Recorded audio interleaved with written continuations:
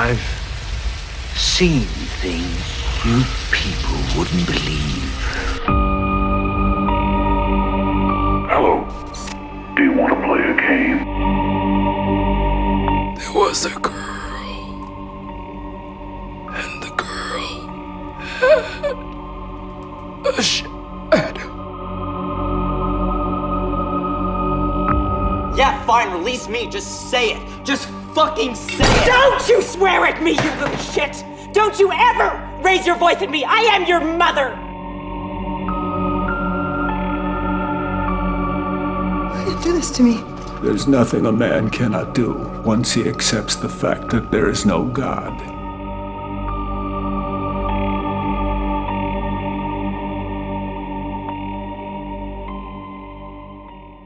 I think we drink virgin blood because it sounds cool. I think of it like this. If you were going to eat a sandwich, you would just enjoy it more if you knew no one had fucked it.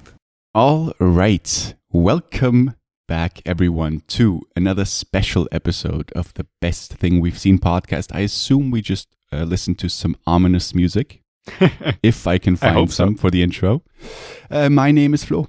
And I'm Gabe. How are you? I'm doing okay, man. I'm doing okay, other than the fact that I am outraged by the fact that episode 87 is a special episode. Well, I mean, horror is, the fear of the unknown. It's very unknown for us to have a special that's not a round number, so I thought even number. I thought you were going to say that is horror in itself, It is? Yeah, episode 87, yeah. It's a horror. It's for our OTD. What's the name? OCD? OCD, thank you so much. Yeah, obsessive compulsory disorder, I think. Sure. Yes. So maybe I'm still not sure how I'm going to title this, but it might be 87/88, something like that. It's going to be confusing as hell. Yeah. But we wanted to do a horror film special, or not film, sorry, horror thing special in time for Halloween. And when we planned this episode, it was supposed to come out today, by the time you're listening to this, but obviously we missed an episode due to me being ill, and it would have come out after Halloween, so therefore we decided to make episode 87 a special episode in order to release it before Halloween. Are you a Halloween fan? Well, not particularly. I mean, it's not as much of a tradition here than it is probably in the US. Well, definitely. Yeah. And, since the last year or so, we couldn't really have a party, a Halloween party, which I don't think we ever really had, a big one, at least together, like costumes, some shit, which is planned for this year. We'll see if that happens. But all in all, I usually don't really notice it, except for, on Netflix, horror films popping up more and stuff like that. But you don't see that many people dressed up. I love the season, but I just don't notice it as much usually. How about you? I'm not a fan. Okay, not at all. I mean, that's a strong statement. Yeah, I'm not a fan. I've got to be completely honest. I mean, there's no two ways about it. I've never been a fan of Halloween. What is it that you don't like? I can't even tell you, man. I feel like it's one of those quote unquote holidays that I'm just not really into. It's not, I've had good experiences. It's not like I've had a traumatic experience at Halloween, but it's, Have you ever been trick or treating? No. Okay. No, I don't think I have. Maybe as a child.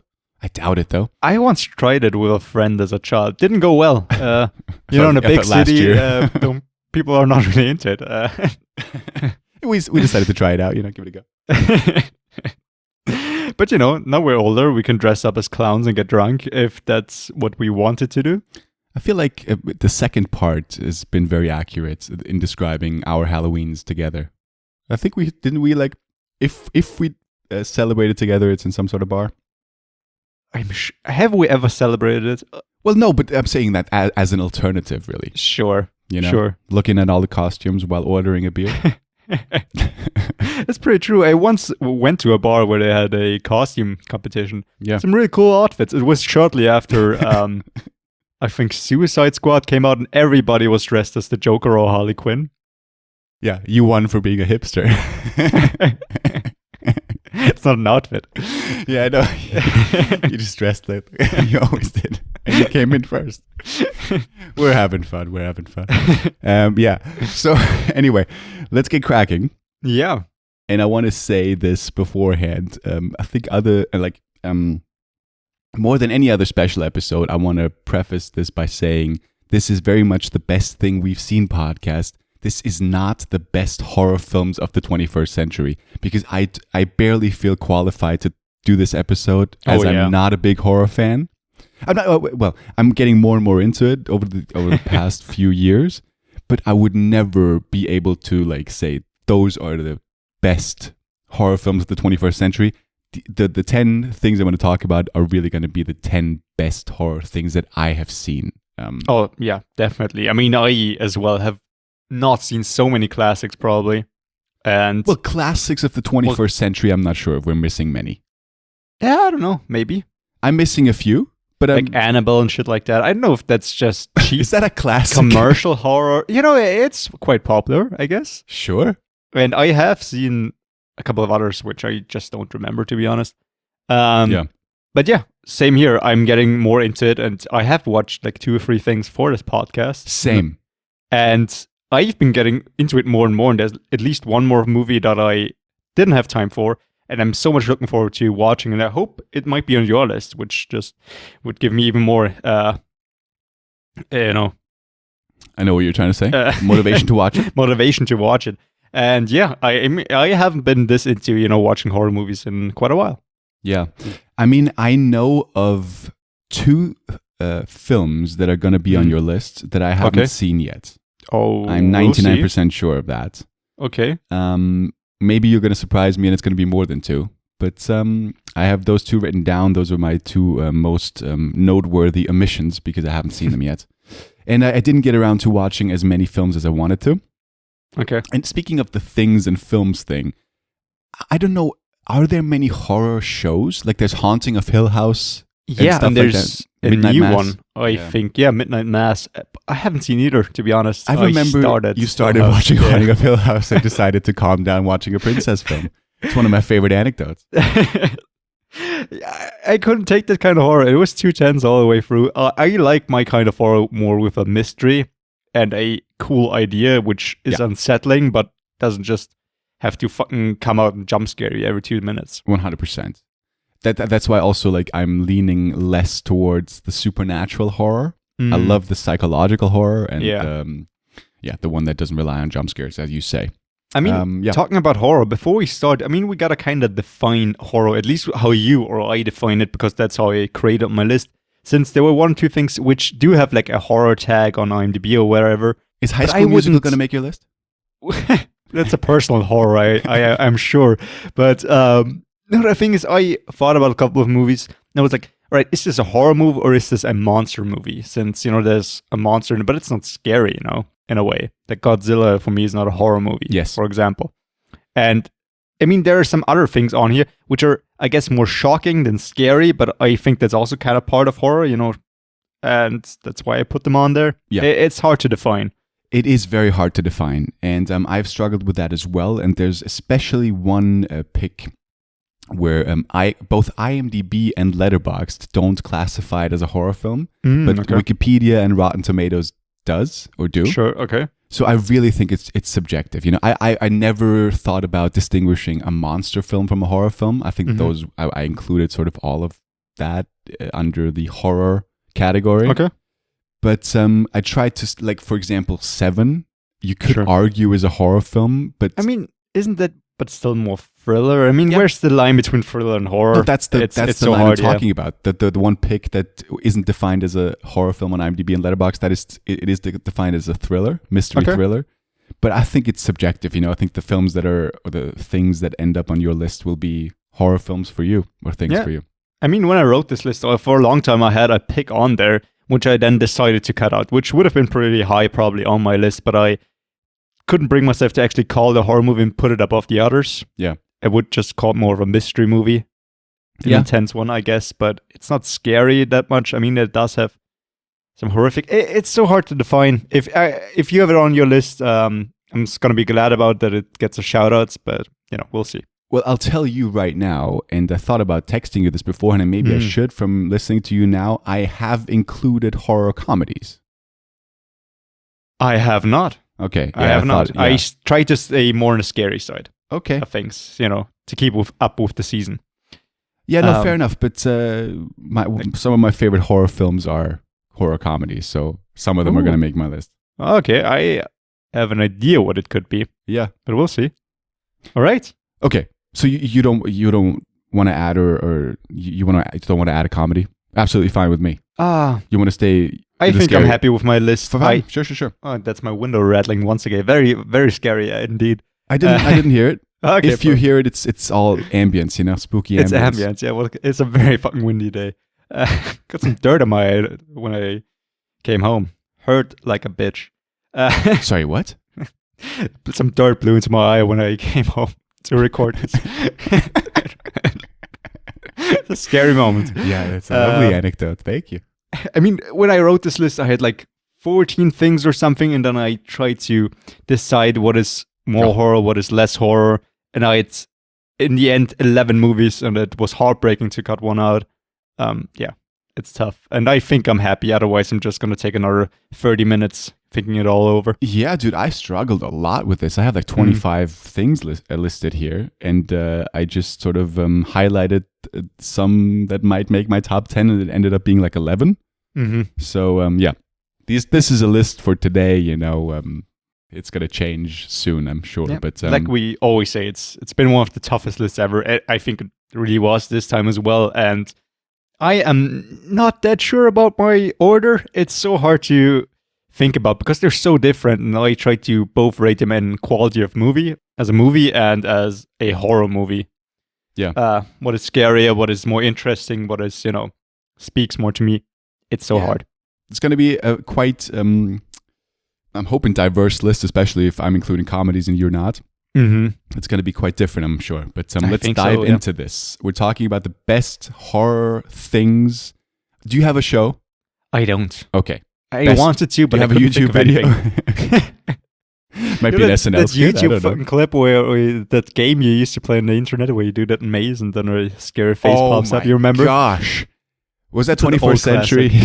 I would assume so. Yeah. But it could be 90s. Dude, that was the scariest thing. Friends of mine filmed me when I did it. Yeah. Scared the living hell out of me. There's so many YouTube videos of people playing that. Yeah, I didn't quite have the reaction that the most famous kid did. Oh, yeah. But yeah. Anyway, so best, so we can now say we're going to talk about the best horror films of the 21st century from the year 2000 onwards. And yeah, do you want to do the pitch? How we're going to do this? Sure. Yeah. So this is a special episode, like we mentioned. Here we talk about the best thing from a certain genre or person or whatever. And we do it in the form of a top 10 list. We're going to count down our picks from 10 to 1. And we're going to either discuss the movie then and there, or if I have, for example, something on my number 9 and Flo has it on his 3 or whatever, we might postpone the discussion for later. Or otherwise, we are going to talk about it then and there, why we thought this pick is special, why it deserves the place that it's on. And yeah, you are free to, compare to your list if you have one, or just pick up a couple of tips if you're into the horror genre or need something to get into it, since we are both quite new to the genre as well, since we took a long time to get acquainted with it and to feel comfortable with it. And I think we're both fans now, in a way. Yeah, I mean, I don't know if I would say we're new to it. It sounds like we maybe started watching it like a year ago. It's been like 5 or 6 years. Yeah, something like that. Yeah. So I'm trying to give us some sort of I don't know the word now. Horror cred. Yeah, so cred. Yeah, maybe. Yeah, we know what we're talking about. This is my favorite film. I'd say, but we still, at least I would say that I watch more horror movies pretty much every year, and I am less and less scared by them and just enjoy them more. Yeah, dude. Nowadays, when I watch a horror film, like something really scary happens, I genuinely, most of the time, laugh, and you can argue that's like relief or like what, like trying to like play it off. But I'm quite genuinely, most of the time, it is really just laughing at the absurdity of things, which would have scared the living daylights out of me years ago. Yeah, I had something like that yesterday when I watched the film. But anyway, let's dive into this. It's your turn to start. What's your number 10? My number 10, it's a movie that we talked about quite a while ago. I think the first time we met, we talked about this movie. And it is my number 10 since it's been such a long time that I saw it, but it stayed in my mind all these years. And it's the Korean movie A Tale of Two Sisters. Go ahead. Yeah. you know that's one of those films that I'm not even going to touch. It is fucking scary. It has such a creepy fucking vibe. I mean, it's been about, I want to say 7 years since I watched this. I think it was like around 17, 16, maybe 15. I don't quite remember. It's somewhere between 6 and 8 years, about that time period. And it's a Korean movie by Ji-won Kim. I'm probably mispronouncing that. And apparently it was the highest grossing Korean horror movie of the time. Maybe it's still less, but I think Train to Busan dethroned it. And it is also apparently the first Korean horror movie to be shown in American theaters. And had a big breakthrough. Oh, wow. And it is very unnerving. It is about two sisters, of course, living with their family, with their father and I think their stepmom in a new house, being very uncomfortable. And a lot of fucking creepy things happen in this house. And you don't quite know why this atmosphere is so weird and creepy, the way the little girls behave, especially one of them. One is quite shy and taken aback and very sweet, and the other one is quite confrontational. And overnight and during the day, the weirdest fucking things happen. It's never quite explained until the very ending, which is one of the coolest endings that I've seen in a while, back then at least.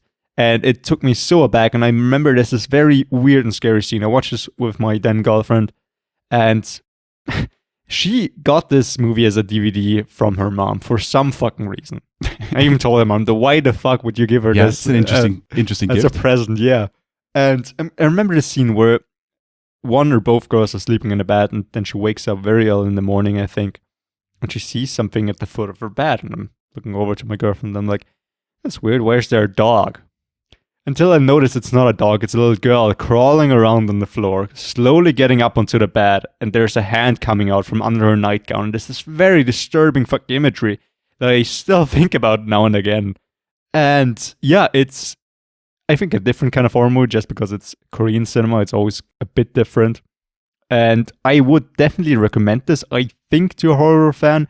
Then again, like I said, it's been so many years. Maybe I'm misremembering things. Maybe it's just my, I don't necessarily want to say nostalgia of watching it. Yeah. That it's got me so excited about this movie. But I would definitely like to rewatch it. I do think, though, it is best on a first watch just because you finally, slowly unravel what this movie's actually about. And yeah, that's why I would definitely recommend this. Yeah, I mean, this is the type of horror that I don't want to watch because this is like this kind of like there's a lot of supernatural elements in horror, but this kind of like children crawling around on the floor and sort of, breaking their bones and contorting in different ways. I'm not a big fan of, but it's supposed to be a good film. I mean, even going from the IMDb ratings, it's you're not alone. You're not alone. And obviously the director, he made another film, which I thought about including on the list, which is I Saw the Devil. You could argue the that devil all the time? Or is it I Saw the Devil? Okay. One of the most brutal films I've ever seen, but maybe also not really a horror film, but rather like a gory action thriller. Sure. But a great film nevertheless. So I snuck it in there. It made the conversation even though it's not on my list. I mean, good to know to have another recommendation.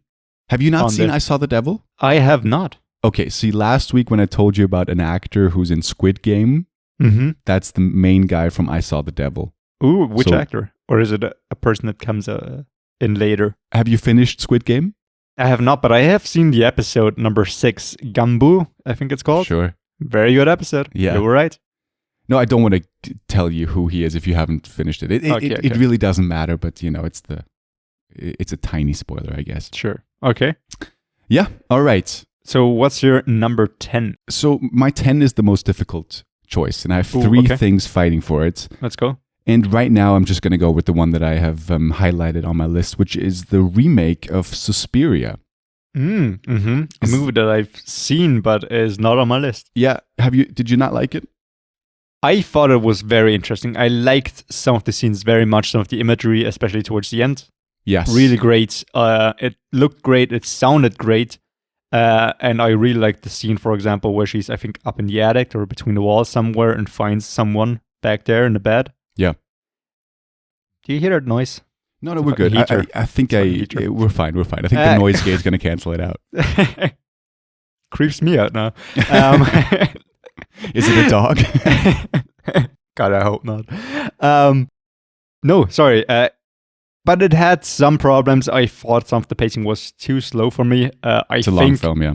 And there was this very weird choice with Tilda Swinton playing multiple characters that I just thought was weird and unnecessary. I liked it, yeah. But it was fun, I guess, especially when you notice it during the movie.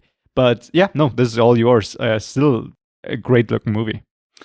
Yeah, it is a 2.5-hour film, and it's directed by the same guy who made Call Me by Your Name, a favorite film of like many people. Sure. And I think this is his follow-up to that, so quite a style change. And for me, this movie was really an experience. I don't necessarily put it on my list just because of the film, but because of the whole experience. I watched this at the Biennale, which is about to start now again. Tilda Swinton was there. You know, we sang happy birthday to her. And she really described the film, which I thought was rather beautifully said, as a cover of the original and not really a remake. So sort of like taking some liberties and obviously not remaking it one by one, which obviously it's a way longer film too. But it's a 2.5-hour film. The entire audience was pretty much frightened throughout, and I was at that state where I was like enjoying the the panic around me, and I was sort of giggling with all the absurdity that was on screen. It's a very brutal film. I don't know how much I need to go into plot, but it revolves around like a dance company, and some very, very, very twisted shit happens, and it's very, very brutal, very, very gory. But I gotta say, towards the end, and you talked about the later scenes, I didn't mind Tilda Swinton playing multiple characters, but there's a scene at the end. Obviously, Dakota Johnson plays the main actress. There's a scene at the end where everything is sort of red, and a very pivotal scene, and Tom York's Unmade kicks in. So the guy from Radiohead, he scored the film. I don't know if he scored it, but he provided music for the film. And one of those tracks is called Unmade. Funnily enough, in episode 6 of Squid Game, there's a piano in the background every once in a while. And every single time that piano started playing, I thought that sounds exactly like Unmade. So that's an incredible coincidence that we just talked about this. It wasn't the same track, but it sounded very similar. But in Suspiria, the scene where that track hits, Unmade, I remember being in theaters or being in the cinema, and I was completely floored. Not only because it's such a beautiful song, but it accompanies the scene and the absurdity on screen so, in a twisted way, so well. I absolutely love that. So that scene really stuck with me, and this one ended up at number 10 right now. Yeah, I mean, it is quite absurd, like you said, but in a very cool way in a way. And one scene that I also enjoyed so much, I don't know about you, but the torturous dance is the best way I can describe without spoiling it. Looked so cool. Yeah. I mean, it looked cool. I mean, it just, it's a fucking crazy, weird looking idea, and it's, I think, really sells the vibe of the creepiness of the fucked up things that go on in this dance company. Yeah. It's a in a really, really twisted way, a beautiful film. Yeah. But you gotta have the stomach for this. It's not an easy watch by any means. Yeah, that's my 10 Suspiria. All right. I'll talk about the ones that kicked off at the end when we talk about honorables. Sure. All right. So my number 9 is a movie that we watched together actually in the cinema. And it is one of the weirdest movies that I've watched in my entire life. Okay. And I think that's a very fair statement. It's Mother. The Darren Aronofsky movie. I didn't even think about that, but it wouldn't have made my list. But yeah, okay. Because I mean, I would describe it as horror. I mean, sure. It is very weird. It doesn't really explain what it is about, though. Although there's a lot of, I think, biblical imagery and stories kind of woven in there, and it's about a couple, Javier Bardem and Jennifer Lawrence, who have a baby, or at least she is pregnant, and they live in a house, and she really enjoys the quiet and, wants to have a quiet life, I think. And then people start coming into the house, and it's quite surreal, the experience. It seems more like a dream sequence than something that would actually happen. And, reality is thrown out the window quite fast. But it just builds this fucking horror and fucking absurdity with, first of all, just two people coming there, and she just wants to be with her husband, but he really wants to entertain the people and, talk, drink. More and more people show up out of nowhere, and then this very weird house that seems to be somehow alive. And then later on, when everything just fucking goes to shit, that's one of the most disturbing fucking scenes that I've ever seen involving a child. Yes. And it is... I didn't expect this. I knew that this was going to be a weird movie. I mean, Darren Aronofsky movies always kind of border on horror and on the weirdness with, Black Swan and... what's it called? Requiem for a Dream. Yes. Very weird and very scary scenes in there in a way. But this is just on another level. I mean, Mother, I don't know if there really is a plot in a way. It's more of an experience. No, I think you did a good job setting it up, yeah. And yeah, did you know what the movie was about when you watched it? Because we're both not horror fans at that time when we watched it, I think. And this was a fucking weird experience. It really was, yes. I didn't know many things about it, no. And I remember being creeped out by the house, the silent scenes, especially when there's just some creaking floorboards. Mm-hmm. It doesn't take much more than that to freak me out. But no, I had no idea where it was going to go. Obviously, I think did you mention this? I think you did. I'm sorry. Ed Harris and Michelle Pfeiffer show up. I didn't. Yeah, they're the first two guests that show up. And from that point on, it all spirals downwards, really, or goes to shit. And it had an ending that surprised me, but I don't know if it satisfied me. It's a weird film. It's a weird I get film. it. I think rating wise, it is below the other movies, but it's just the weirdness that set it apart. Let's not care for ratings. Yeah. Who gives a crap? Yeah, and I think also one of the weird things about this movie, which enticed me, at least the way I remember it, is the way they deliver dialogue, which in retrospect kind of reminds me of a Yorgos Lanthimos movie. So weird, and the way people wouldn't talk normally, so direct, and makes it so uncomfortable. The way I remember it, like Ed Harris and however them speaking so openly about Jennifer Lawrence and everything, and she just wants to be left alone. It's like, why are you talking about this? Just please stop it. Yeah. No filter. No filter. That's it. Yeah. Are we ready to move on? I think we are. Because what's your number 9? I'm thinking of maybe striking my horror comedies from the list. Ooh, okay. I don't know if... I mean, how you want to do the list then? Do you want to put Suspiria on a... It's going to be confusing, place right? then, or... No, I'll leave them in. Let's have some fun for Halloween as well. Sure. So my number 9 is Shaun of the Dead. Okay, sure. Right? Yeah. Would this be high up on your list if you included it? Oh, yeah, I think so. I mean, it's so hard to compare it to the others, of course. I wouldn't put it as horror, but if I would put horror comedies on there, this would be high, yeah. I expected this to be a lot higher for you. Beforehand, yes. But this is one of those films that we can have a short discussion on because everyone has seen this film. It's obviously the first of the Cornetto trilogy of Edgar Wright. Such a good name. Yeah. I wonder if that was the plan all along. I doubt it was. But I looked this up beforehand. I think he directed one, what was it, a fistful of fingers before Edgar Wright, like a feature film.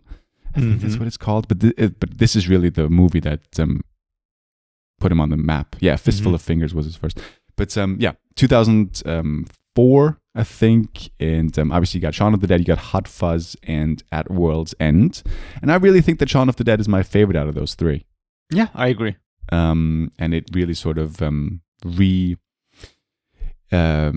interpreted the genre. That's why I wanted to include it. It's very much a horror film. Obviously, it is a lighthearted horror film, but it is by definition a horror film. And obviously about a couple of friends or a man and his friends and family sort of being very oblivious to the fact that a zombie apocalypse is happening. Which is a great opening, by the way. So many great scenes there. And Edgar Wright is such a visual director and just so original in the way that he does certain scenes, and like with the whole news, just him like flicking through the channels, and it all makes sense when he's flicking through it. All builds one whole sentence. And obviously the iconic scenes of them throwing like records at the zombies and deciding what records to throw and whatnot. Obviously Nick Frost as Ed, and great music. Don't Stop Me Now by Queen. And yeah, it's just an iconic film, really. I mean, there's this great scene of the plan, which they kind of redid for the coronavirus as a joke, kind of. Where in the movie they did the plan of, what to do. Pick those people up, go there, have a beer, everything's going to be fine. They did the same thing for the coronavirus, stay inside, blah, et cetera, et cetera. Yeah.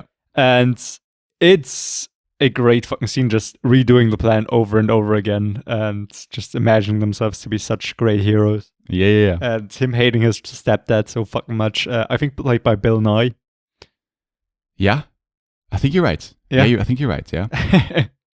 I remember you talking about this like a year or two ago. Well, on the podcast, yes. You mentioned the Simon Pegg video, yes. Right, yeah. Or Nick Frost and Simon Pegg video. Yeah. I mean, I feel like this classic. is it is a classic. I am then thinking what else in terms of horror comedies is going to be on the list if something else is above it, because I know you love this movie as well, but I do have a clue. Yeah. I hope so. I'm going to surprise you, but you're also right. Okay. Yeah. So let's move on. I mean, Shaun of the Dead, please watch. If you haven't watched this, it's such a great film. That's the reason why we don't talk about it too much, because I really feel like everyone has seen it. If you haven't, then do yourself a favor, and really, it's a great film. Yeah, definitely. What's your 8? My 8 is It Part 1. Oh, yeah. I expected. That's it's not one of the ones that I haven't seen, but I expected it to make your list. Okay. So it's not going to be on yours. It's not on my list, no. Okay, fair enough. I mean, in terms of ranking this movie, it might be... I mean, Tale of Two Sisters could very well be above it. I really enjoyed this movie when I saw it in cinemas. Very creepy screening. And I think we were there at the premiere where even somebody walked through the aisles in a raincoat and a balloon. Yes. Which was a nice touch, to be honest. And I think this movie kind of put me back into the mood for horror movies, since it is a very light-hearted take of the horror genre. It does have some very scary scenes, but a lot of comic relief in between, with Finn Wolfhard and the rest of the gang joking around, which I really enjoyed. Yeah, of course. But I think I don't enjoy it as much now since I've seen Part 2, which kind of put a damper on my excitement for this movie. You didn't like Part 2? I wasn't a fan at all. Really didn't like it, to be honest. There's so many problems with it, and it is not quite a finished film, of course, Part 1, since there is Part 2, but it does have quite a satisfying ending.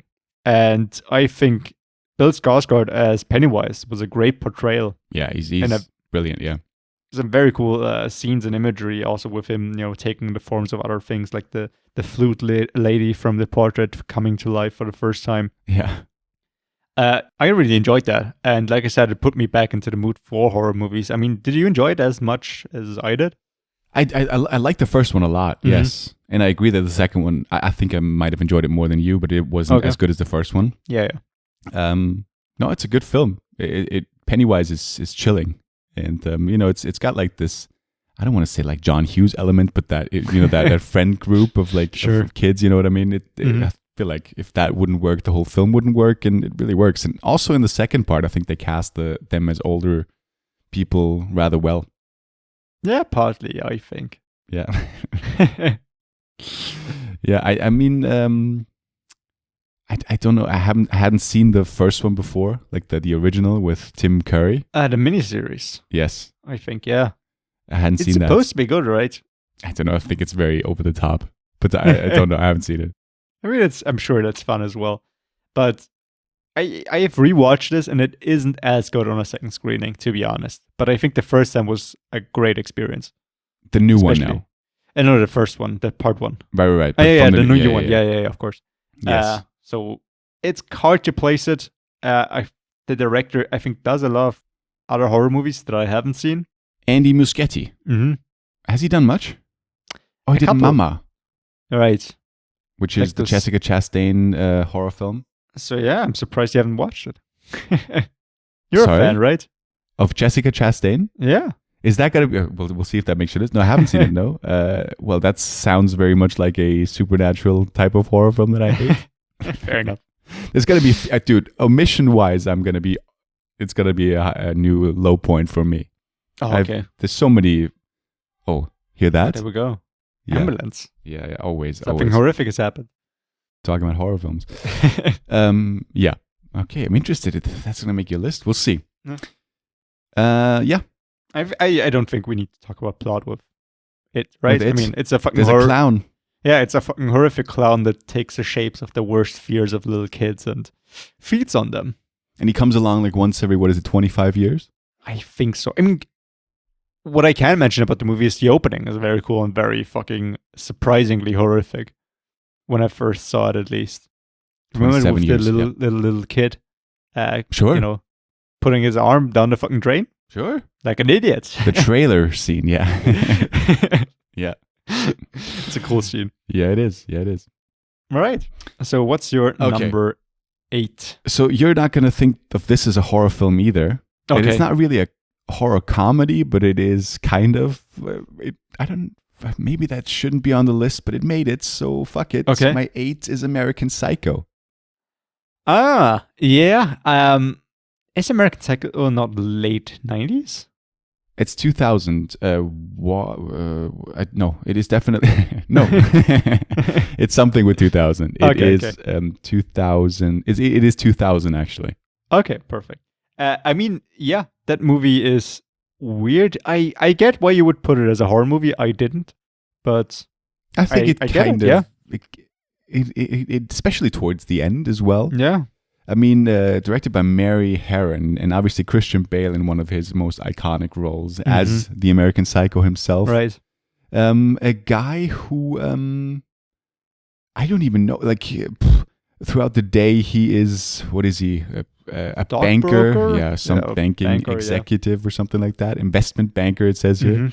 And at night, I don't want to say he goes around killing people, but he sort of invites people over and slaughters them. I mean, is he a killer at the beginning of the movie? It's like a descent into madness. It's been a couple of years for me since I last saw it. I think it's a descent, right? I don't think it's I don't think we meet him when he gets his first kill. I think he's established his hobby when we meet him. Oh, really? I thought like the guy he invites over with hip to be square is like the first guy when he fucking completely breaks. And Jared then Leto. goes into his Alan. egomania fantasy world where he's the greatest guy ever.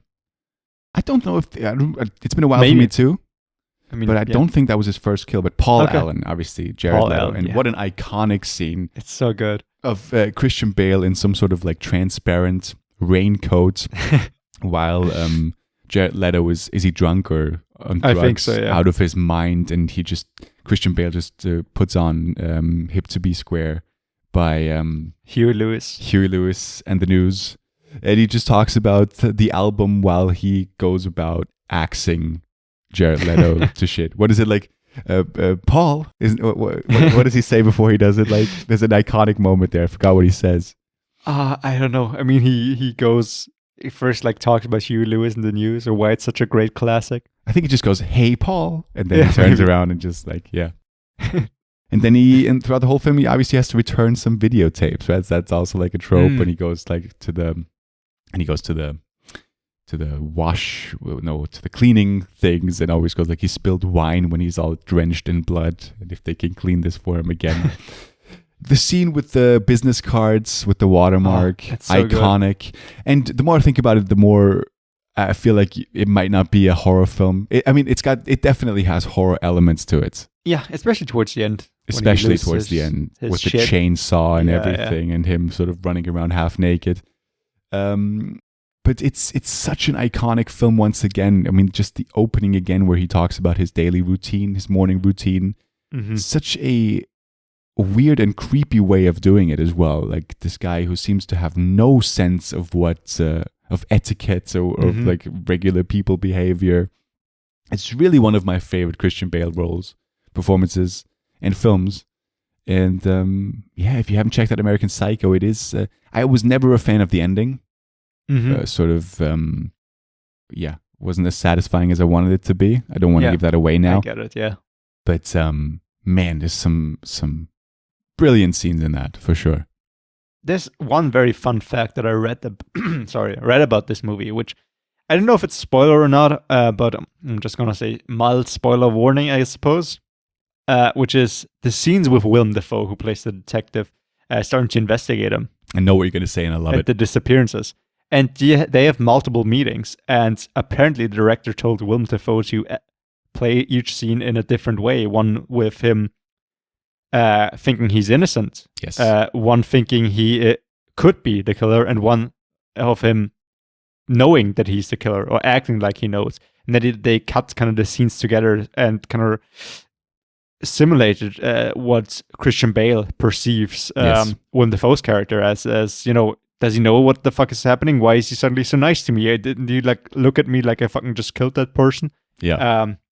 It's a very cool way of showing that like him not being certain what other people think and being so fucking nervous when being interviewed. Yeah, sort of showing his twisted mind. Yeah, it's a great thing. Yeah, it's a great idea to do it that way. Yeah, very cool. The first time I saw it, I was like, it's kind of weird. Why is he behaving so fucking weird? But now it makes sense, of course. Yes. All right, what's your 7? My 7 is something that I think I've talked about before. Okay. On the Hidden Gems episode, which is Us. Oh, have I talked about this before? No, Us is not a hidden gem. it's like definition. Under 50K. Us. Maybe. No, I 260,000 ratings. Yeah, I feel like I talked about this before, but I don't know why. I think it was on my best of the year list back then. Yeah, the first best of the year special that we did. That was it. Yeah, that was it. Us. I've talked about it before. You can check out that special. But I mean, it is by Jordan Peele, the now very big horror director, which is of course weird since he did a lot of comedy before. And I'm slowly losing my voice once again.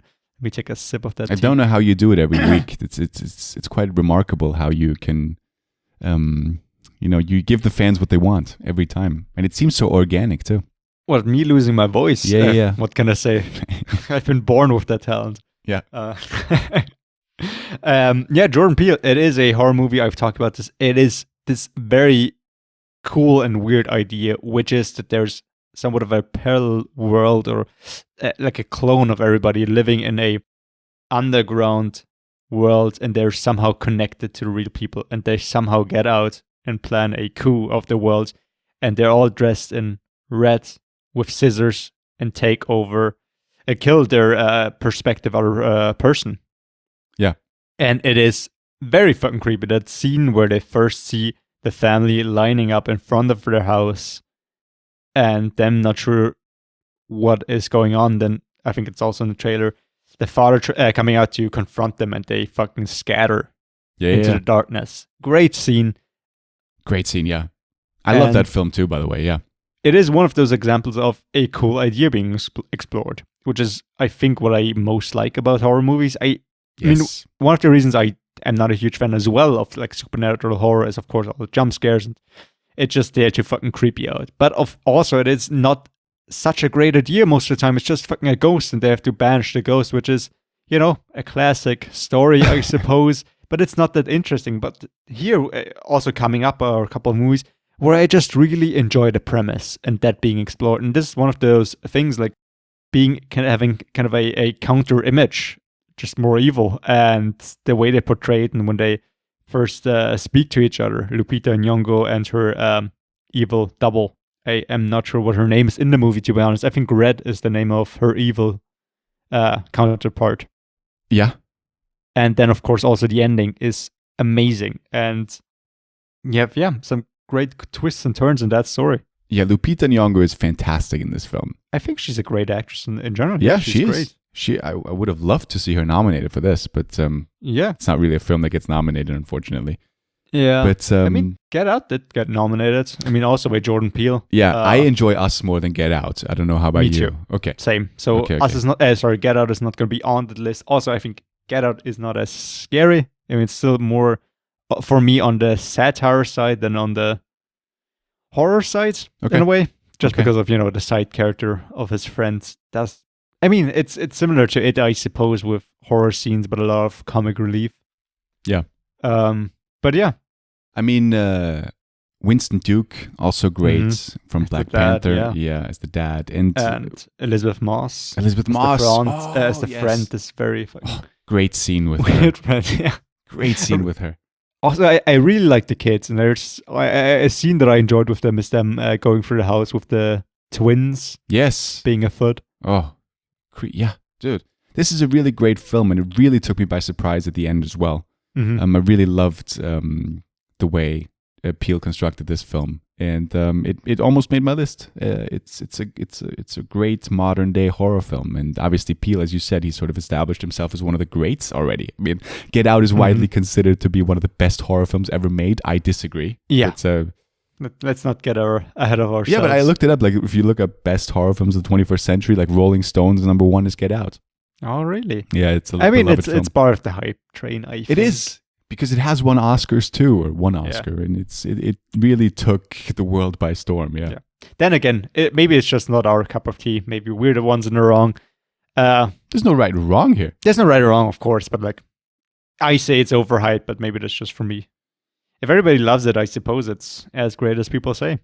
Yeah, I mean, sure, maybe. Sure. It's hard to even know. I do enjoy Us more than Get Out. It's just creepier and has a cooler ending. Yep. So what is your number 7? 7. All right, let's talk about another horror comedy, one that is absolutely brilliant, which is Tucker and Dale versus Evil. Oh, okay, fair enough. Yeah? That's a fun movie, yeah. That would have made your list as well, maybe.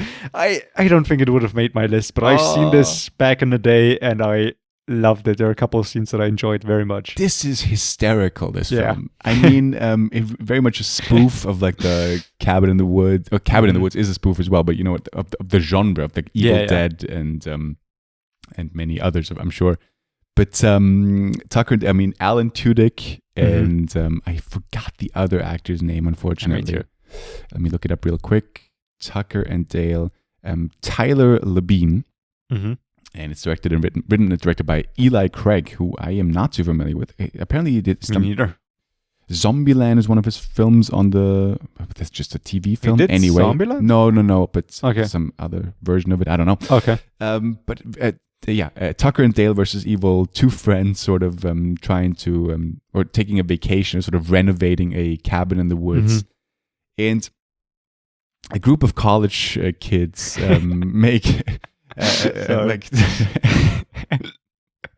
already think of so many great scenes. Yeah, dude, it's so good. They take a trip to the same area, and I usually don't like these films. Go on. I usually don't like these films that are based on misunderstandings, where it's literally like one misunderstanding after another.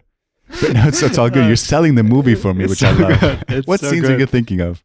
Just them first meeting them and just trying to explain the misunderstanding, and they're just losing their shit. There's so many quotes that I used to quote back and forth with my brother because we watched this together, and I sadly forgot the quotes. But sorry. Go ahead. Yeah, I mean, the college kids, obviously, they meet with the two main guys, and they think of them as like these hillbillies who go around killing people, because there is a misunderstanding where like one, I think Allison is her name, one of the college kids, she sort of... What's going on? I'm just thinking of so many scenes. Yeah. Let me just set up the plot. Sorry. No, it's all good. I wouldn't get it out. Just so she falls down and she hits her head or whatever, and she's drowning basically, and therefore like one of the two guys, he jumps in and saves her, but in the fog of the night, the college kids think they actually like abduct her and take her to the cabin. And so you have this premise of like these two friends sort of taking care of the girl who hurt herself with no malicious intent whatsoever. Actually very sweet guys.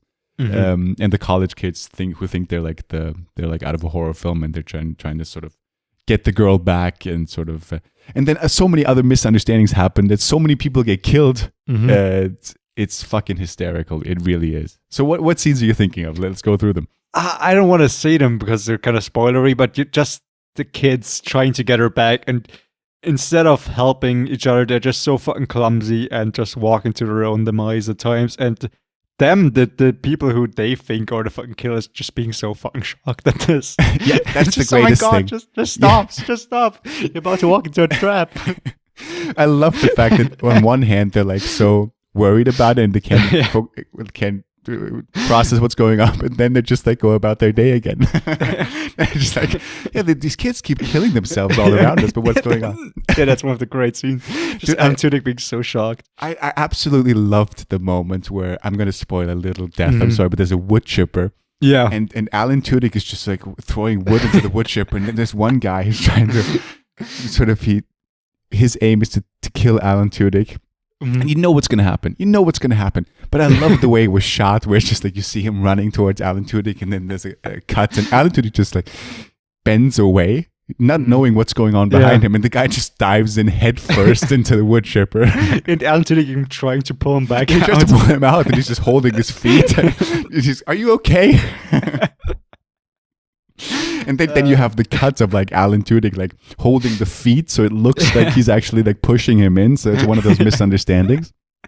And there's so many moments of that. So many great kills, so many great misunderstandings, and especially both of those main guys are just terrific. They're great. I just gotta say, the ending and with the house and the revelation that the person has there was a bit maybe too over the top. Yes. I suppose that's what they were going for. Yes, but yeah.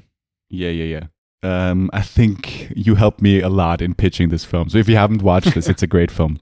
Great little horror comedy. It in years. It's terrific. All right. It really is great. What's your 6? My 6 is going to be higher for you. Okay. I think it's Saw, the first one. Not on my list. Are you fucking kidding me? I didn't even I thought about Saw and other like Saw 2, but I wouldn't. No, I love the franchise, but I would never say that it's like one of the best horror films. Interesting. Yeah. Okay. I remember you loving this, and you were also part why I finally rewatched it. Although it was spoiled, the ending was spoiled for me. Yeah. Which I'm still kind of mad about. Let me say this: if I hadn't included comedies, this would have a good shot of making my list. And okay. I don't even like when you said it now. I'm like, maybe I should have put it on there, but for whatever reason, I didn't even. Yeah, don't worry about it. I mean, we can talk about it now at least. And I mean, it is one of the most well-known horror franchises ever. Yeah. Now, and I mean, the first one is, as far as I'm aware, I didn't watch the others, more still in the vein of a horror movie. The other movies are just pure fucking gore. Yes. But this still has some scary scenes, especially when the guy with the pig mask shows up, which is quite, scary. But it is a very, very much an indie movie when it was made back then. So very low budget, not the greatest sets at times, not the greatest actors. Cary Elves, I love the dude, great in The Princess Bride, but he just plays so very over the top. And sure, yeah. But the premise is just so interesting. It is such a phenomenon, this movie, that I just had to put it on. And I also put it on because I bought this movie as a Blu-ray. I think it was $5 in discount bin, so I thought, why not? And it surprised me. It was actually good. I didn't think it would be. Yeah. And the setup of two guys being chained to the wall in a dirty, abandoned bathroom. Yes. Not knowing why they're both there, and just slowly unraveling the mystery through flashbacks and conversation. And in the middle of the room is a dead guy, and they don't know who he is, why he's dead, and if that's going to be the same fate for them. And of course, I mean, Saw, everybody's familiar with the concept. They have to go through some horrific things to maybe get free. And they gotta play a game. Gotta play a game. And there are, I'm not sure if they're flashbacks or, other scenes that are shown of people who have gone through similar things or, have even survived it. And the investigators who are trying to solve the puzzle. And yeah, I mean, it's a classic. What else can I say except for it is different than the other movies. I always expected Saw to be just pure fucking gore because that's how I was introduced into the genre. I remember being in school, being a fucking cool kid and watching Saw clips on the internet with friends. Because, it's shocking. You're a teenager. You want to see some gruesome stuff to show that you're a fucking man. To impress the ladies. Yeah, of course. That's why I did it in a room full of men. Yeah. And yeah, I didn't expect it to be actually full of mystery and story. Have you watched the others? I haven't. I think the only one. I haven't seen. Saw 2, 3 or whatever, and then I think there's Jigsaw, and then the new one, which you talked about recently. Yeah, there's some other great ones. Saw 2 is great. Saw 3 is good. I like Jigsaw a lot. Yeah. Saw 3D and Saw 4, or what? I don't even remember all the names of it now, but those weren't as good. But in the first one, obviously, it's directed by James Wan. Yeah. Who's really one of the great horror directors these days. I still got to watch *Malignant*. I know Leon's going to be on my back for this because he pointed it out to me. And *Conjuring*. He did as well, or so at many, least worked on it. Yeah, so many things. I think it's interesting that he's now just breaking out into other things. He did one of the Fast and Furious movies, I think, and he also now did Aquaman, which is a weird choice because it's so different in tone than, of course, *Conjuring*, *Saw*, etc. Yeah. *Insidious* as well, of course. *Insidious*, yeah. I meant to watch this for a special, but I thought this is the kind of horror movie that I will not enjoy. I did not want to see that. Yeah. But the other guy, you said Cary Elwes, and Lee Winnell is the other guy who is a writer on Saw, but he is the guy who now he's the director of The Invisible Man, the remake. Right. So he's now as a director in the horror genre as well. And I don't know if The Invisible Man makes your list, but it's certainly fought to be on my list. It didn't make it in the end, but didn't make it either. Yeah. But I think also Danny Glover plays one of the investigators, if I'm not mistaken. You're right. Yep. A big star. Yep. So yeah, that's my number 6. Very surprised it's not on your list, but great pick. Great pick. Should have made my list, but yeah. All right. Yeah. I just want to say, now with my number 6 out of the way, my next 5 movies are movies that I loved. Okay.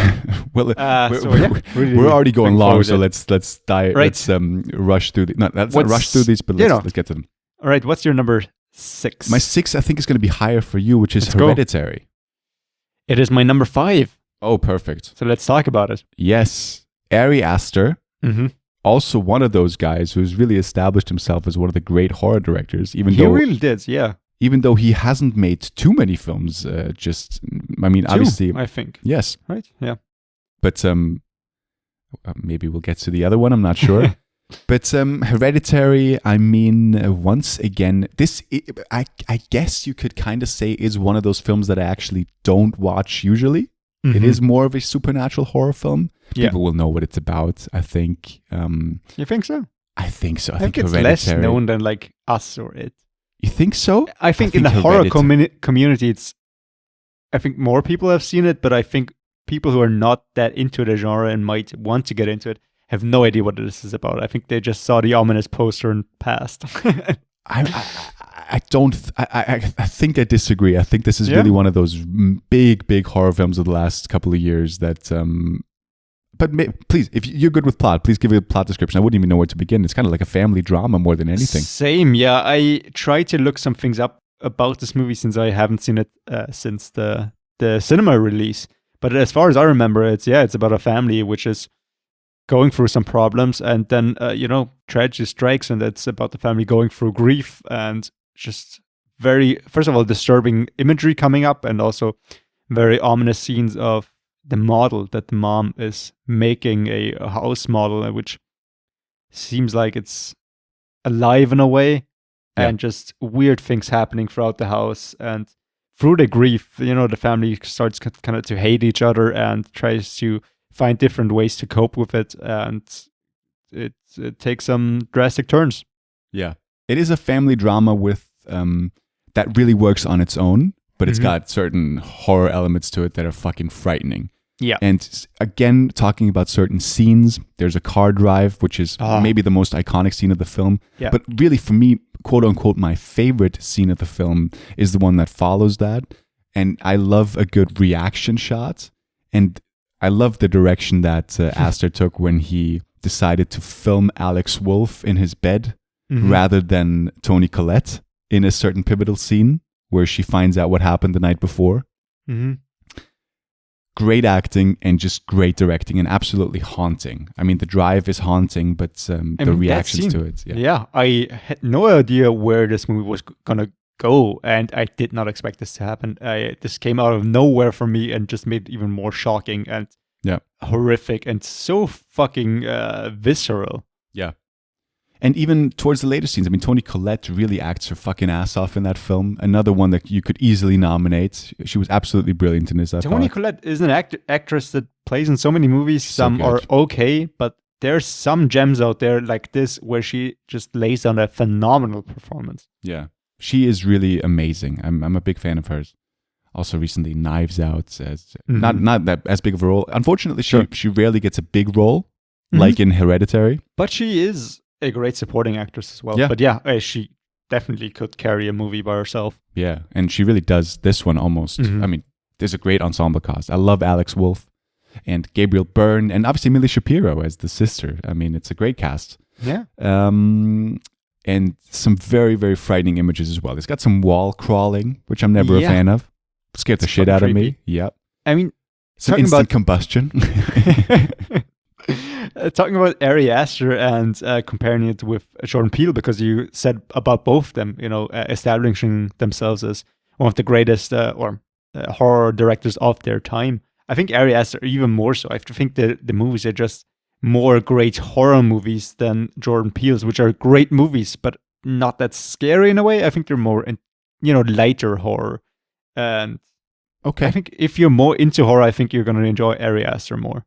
But I think Jordan Peele is more suitable for the mainstream audience. Yeah. Yeah. Yeah, you might be right. Certainly, I think Get Out was also obviously that deals with like social issues too, and sort of makes a statement on that. Whereas Hereditary is really like a full-on horror film. Yeah. Which I'm not saying one is better than the other. And one of the first pure horror movies that I watched in the cinema, I think. Hereditary? I think so. Okay. Like, full-on horror. Yeah. I mean, I didn't love the ending, but I didn't hate it either. The one in do you remember? With the treehouse? Yes, with the treehouse. I gotta say, I was quite surprised and confused by it at first, but the more you think about it, I think the more it stays with you. And it is a scene that is also very much burned to my mind. The imagery, it looks... Yeah. Just the feeling and the look of this scene is so haunting. Yeah. Which is a great sign of a good horror movie. It really is a testament to the film that the scenes that really stuck with me are the family drama scenes that are not necessarily like the horror elements the way you think of horror scenes. Sure. But, a great horror film. I mean, this is, as I said before, it's a great family drama with some haunting interactions between the family members, especially mother and son. But then again, it also has horrific horror elements in it. So it's a great mixture of both. Yeah, I want to rewatch this for this special, but I was so fucking sure that I had this on Blu-ray. I apparently don't. So that's a buy that I have to do in the near future. Alrighty, so your 5 was Hereditary. Yeah, so what is your my 5? 5 is a film, I think we saw this together. Movie that I absolutely enjoyed. I don't think it's going to make your list, which is Don't Breathe. Didn't make my list, and I didn't expect it to be this high. I thought it would make your list, but since you didn't mention it at your 10 to 7, I didn't think it would come up. Yeah, interesting. I thoroughly love this film. Well, that's a bit... I thoroughly enjoyed this film, I wanted to say. When we watched it in cinemas, also sort of being trepidatious beforehand, maybe. Sort of also like not knowing what I'm going to get myself into. Sure. But once again, I love the premise of these people who sort of like trying to rob a blind man's house. And I remember that there were people behind us who were annoying as hell, which is usually the case in that cinema. I've had that happen only in that cinema. Sort of like commentating on every scene and sort of, being annoying throughout the whole time. And people were telling them to shut up, but they didn't care. I think they were pretty drunk as well. Anyway, I still thoroughly loved, I still said it thoroughly loved. Maybe I did thoroughly love the film. I really enjoyed the film. And I think Stephen Lang as the blind guy. I think that's his name, right? Oh, don't put me on the spot. I am not sure. Could be. The guy from Avatar? Yeah. Stephen Lang. Yeah, of course, Avatar. Stephen Lang, yes. And I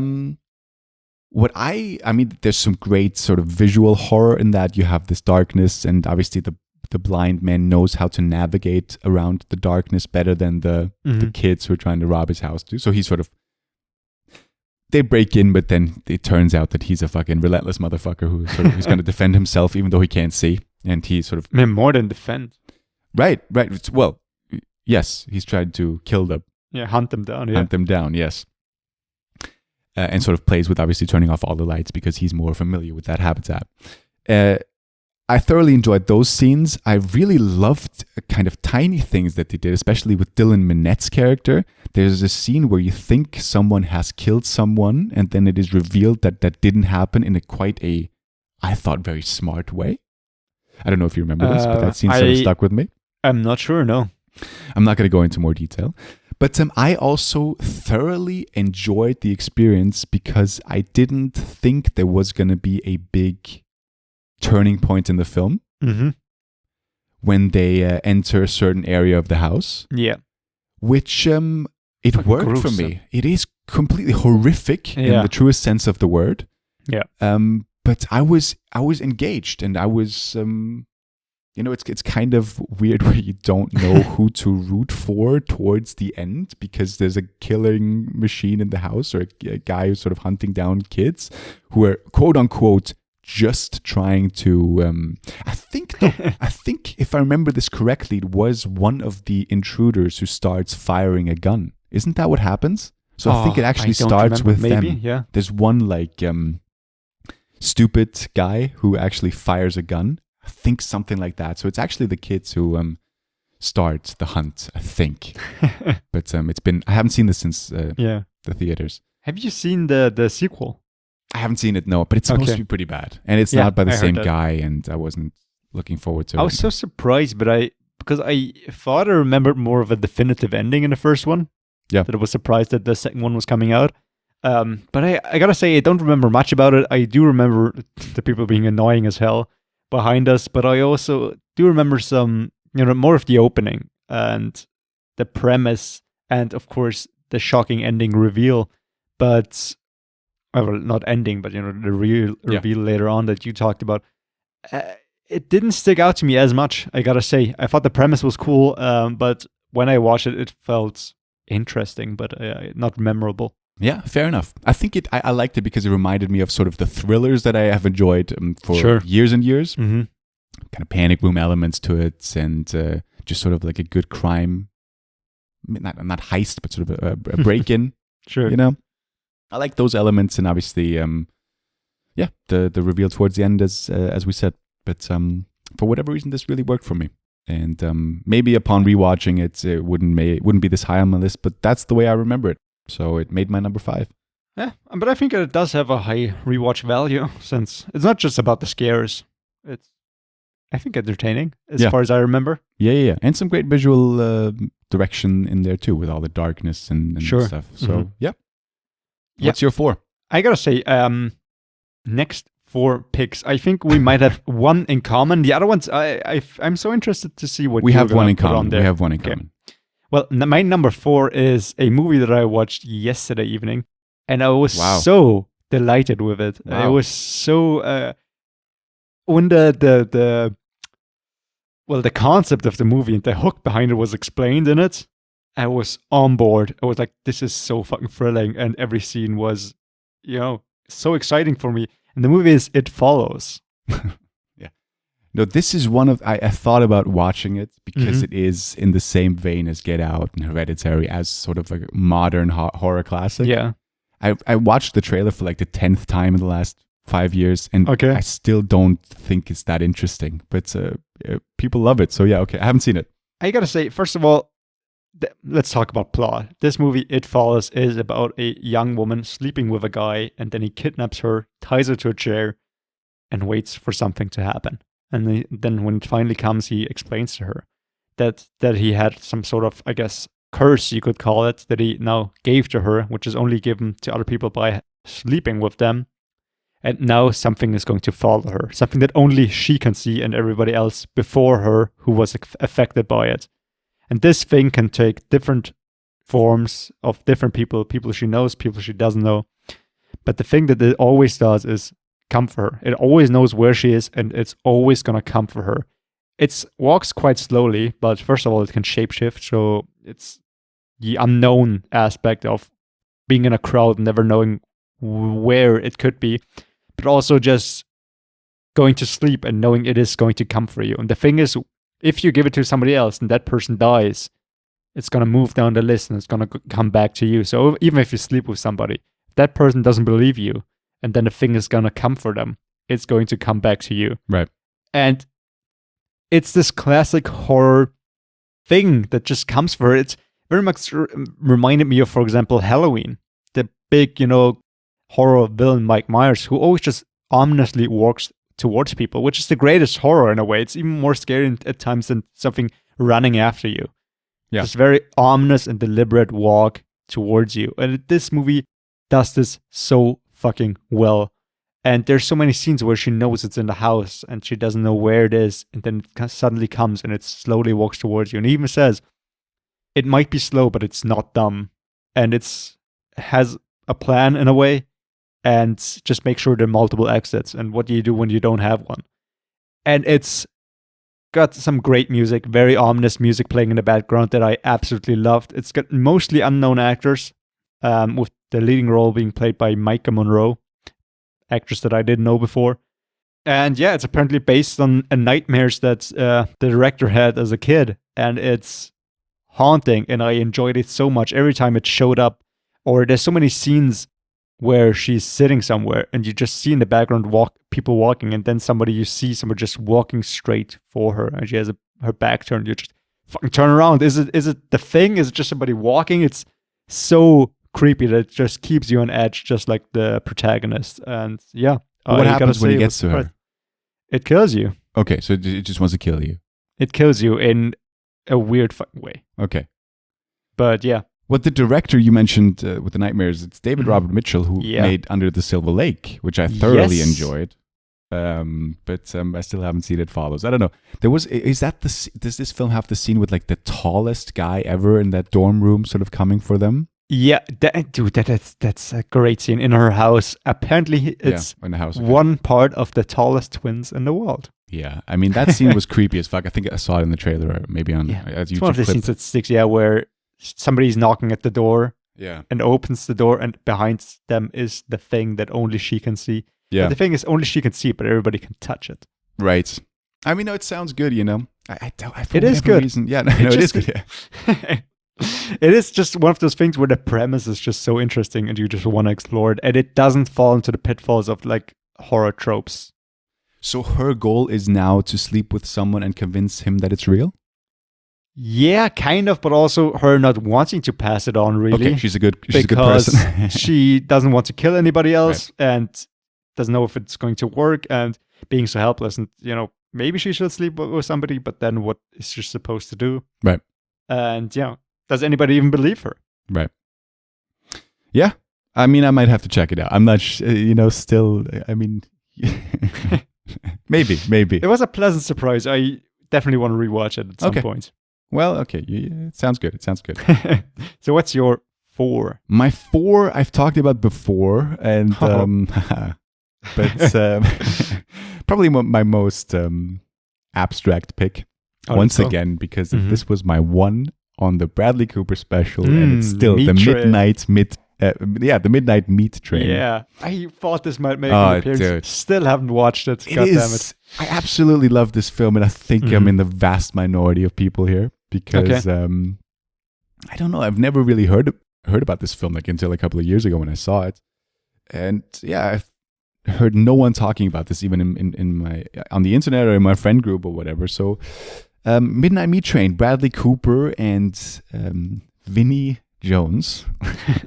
And so Vinnie Jones if you can't picture him now, but if you look him up, you'll definitely know him from like Lock, Stock and Snatch and so many other films and sports as well. But Midnight Meat Train, Bradley Cooper as a photographer going around and sort of witnessing a crime on a train and then sort of trying to investigate what the hell is going on. And turns out there's a killer on the loose on a train, and he just goes about butchering people. And it sounds gory, and it sounds dumb, and it definitely is gory. I wouldn't call it dumb. It looks absolutely beautiful, this film. I don't know what it is, but some sort of grain they put on it, or maybe they shot it like that. It's directed by an Asian director. I forgot his name right now, but it really has a distinct look, and it for me, it looks absolutely beautiful. And the story, it takes turns that I didn't see coming, and I was hooked, man. I loved the premise of it all happening on a train. I loved Bradley Cooper sort of diving in deeper into the world, figuring out what was going on. Leslie Bibb is in this too as his girlfriend, and obviously towards the end, it takes an even weirder turn that really wants you to. It makes you want to rewatch the film because the director has sort of planted some Easter eggs along the way, which are really, really terrific. Yeah, I talked about this before, and I don't know if it's of interest to anyone, but for whatever reason, this really, really worked for me.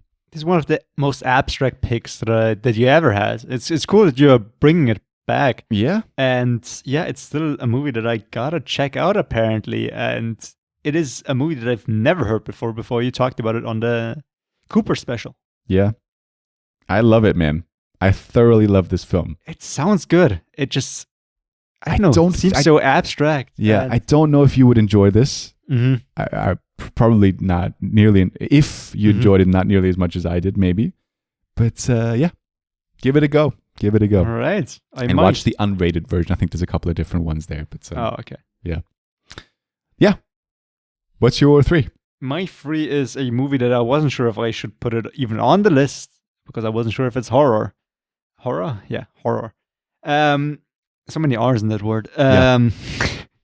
And that movie is Raw. That's my 2. Okay. Yeah. Raw. That's definitely horror. Horror. But yeah, it's such a weird movie, and the horror it shows is less of a scary horror, though it does have some very scary scenes. I think it's just more a horrific sequence of events happening and imagery being portrayed. It's more horror as in a shocking way, but more psychologically shocking than just showing you blood and guts. Yeah.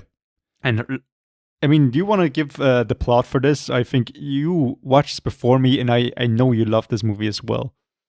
Yes. I think... Didn't I give you the Blu-ray for this?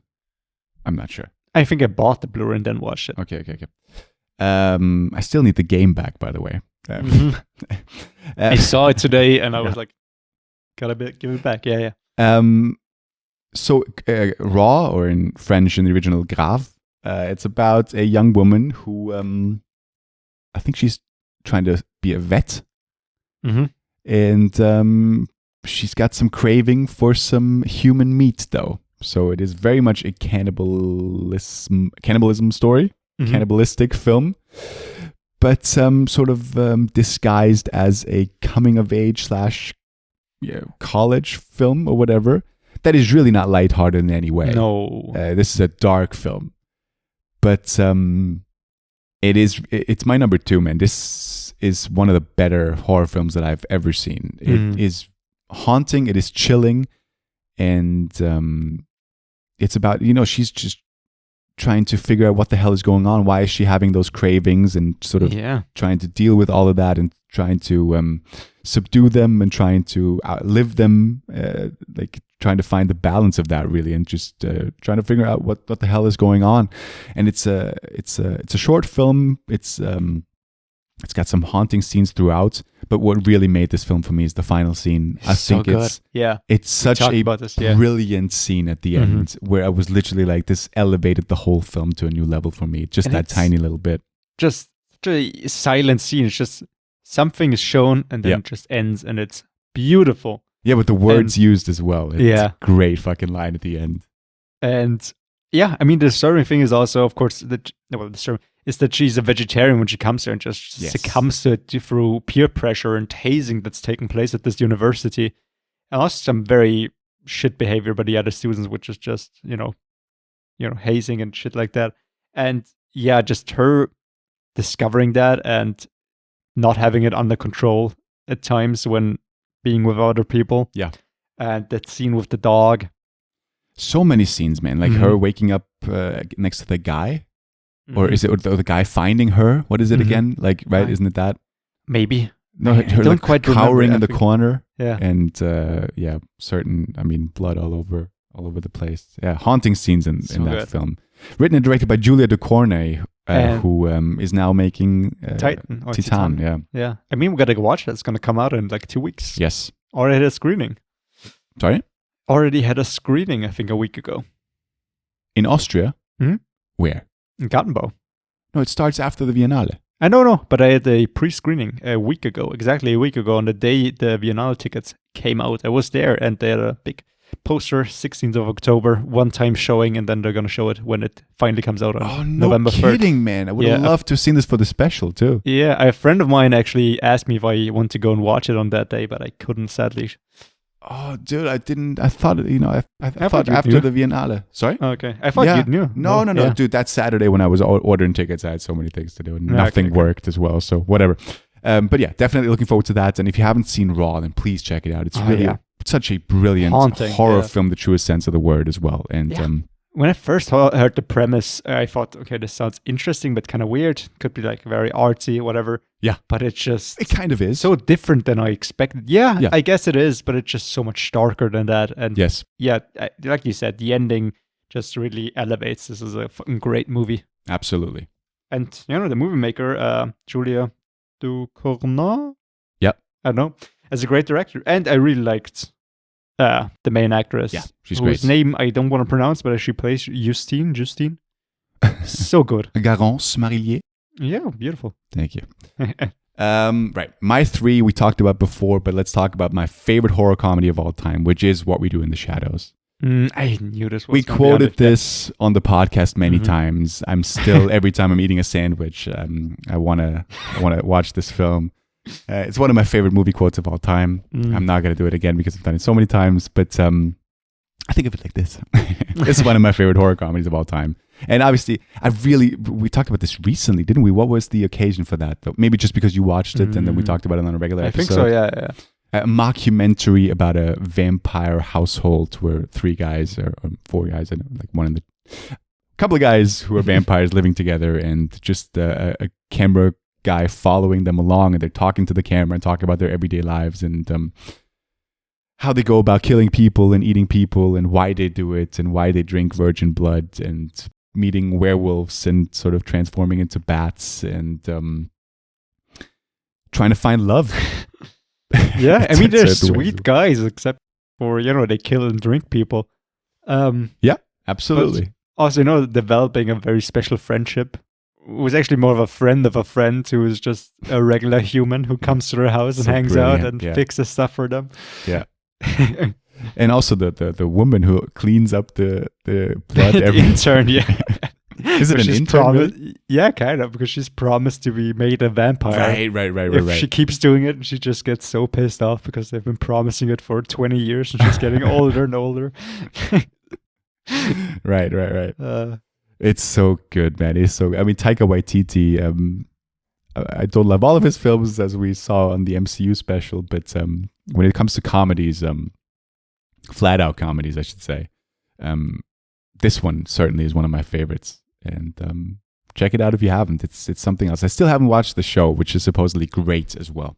Yeah, I want to watch it as well because it is out on Disney Plus now. Also, which also came out is the new Taika Waititi series Reservation Dogs, which is dropping weekly episodes. I've watched the first 2. Really fucking good. Yeah? Mm-hmm. What's that about again? It's about a group of friends living on a Native American reservation and just being so fed up with it. Also because one of the friends killed themselves and they want to have an out. And so they do crime and want to save up money to finally move to California. But then a new kind of gang moves in, thinks they're like another gang and kind of start a beef. And yeah, it's just them trying to survive. But it's got this classic Taika Waititi humor. Yeah, it's written by him, not directed by him. Yeah, I'm right. looking it up right now. Okay, didn't know that. Yep. So What We Do in the Shadows, once again, please, we talked about this so many times that I feel like if you haven't watched it by now, you're not going to watch it now if I tell you about it now. But I really think you should, especially at this time of year. If you're looking for a great horror comedy, then look no further than What We Do in the Shadows. I think, talking about horror comedies, I think this is also like the best mood for, Halloween-wise to watch. Yeah, we haven't had a Halloween film yet, which I think would be the most fitting for, obviously, we're doing this for Halloween. I watched one for this, but didn't make my list. I don't know. Do you have any like Halloween films coming up, or did you like really Halloween the series, or like movies set during Halloween? No, movies set around Halloween. I mean, we could talk about so. The Halloween, like the David Gordon Green one recently. Where wasn't bad. Wasn't bad. There's now a new one, Halloween Kills.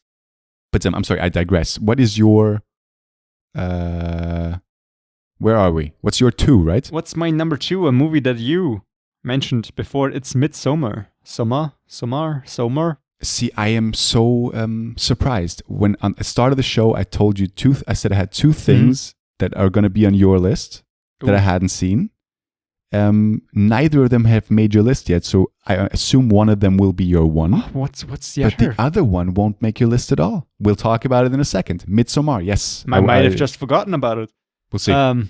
Midsommar, it's also by Ari Aster, like you mentioned, the great up-and-coming horror director, and it is a very different kind of horror movie because it's revolving around, brightness and light instead of darkness, since it is about a group of friends who decide to visit another friend of theirs who lives or comes from Sweden, and not the yearly event, but every couple of years there's an event in Sweden, I think, or is it yearly, where the sun shines for, I think, a week straight, day and night. And it's a big festivity, and it's he comes from a community very secluded from everybody else, and they do live a somewhat, traditional seeming lifestyle. And one of the friends also wants to document the whole thing. And the protagonist of this movie, played by Florence Pugh, has just recently suffered a great tragedy, which is an amazing opening scene. Unbelievable opening. Really fucking good. And she's still going through that grief, and then, but still wants to come along. Yes, her boyfriend is going and she wants to think about something else. Her boyfriend, who's kind of a dick, reluctantly takes her along.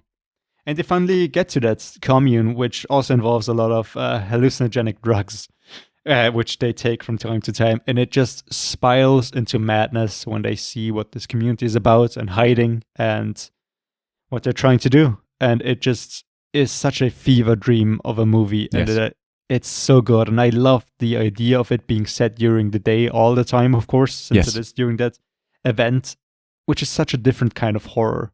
I agree. It does seem like one long day where, which seems more like a nightmare, but it's so cool because it doesn't rely just on, jump scares and, something being in the dark, but things are so open.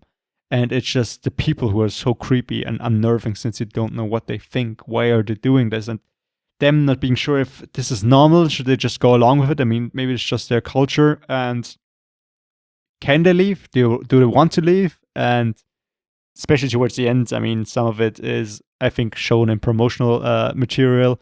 I think it's better to go into it blind, of course, as it always is. But it's got some very, once again, disturbing scenes, but not just through gore, but also like sexual, not just violence, but just such weird and abstract scenes that I really enjoyed. Yeah, I liked it. I liked it too. I think Hereditary is a better horror film. I do. Okay. But I think also because I loved that they played with daylight, but it did take away from the horror elements for me personally. I wasn't that scared, which I was happy about. But the opening for me, which isn't in Sweden yet, is the most horrific scene. Yeah. The rest of it is rather more gore than, I would say, like psychological horror. Maybe that might be overstating it, but no, it's certainly a good film. But I wasn't. Have you watched like the unrated director's cut or whatever that came out a couple of months after? Oh, I don't think so. I have the Blu-ray. I don't know if that cut is on there, to be honest. I hope so. I gotta rewatch it, but I think I just need a bit more time. I think it's an extended cut watch or it again. whatever. Yeah. Yeah. No, I got nothing to add. I don't want to take anything away from it. I thought it was definitely a good film, but I didn't enjoy it as much as you I did. gotta say, I also just really enjoy Florence Pugh. I know you do. I She's know great. you do. I She's know you great. do. Yeah. She's So, good. what's your number 2? It's your my 2 was Raw, so it's your Of one. course.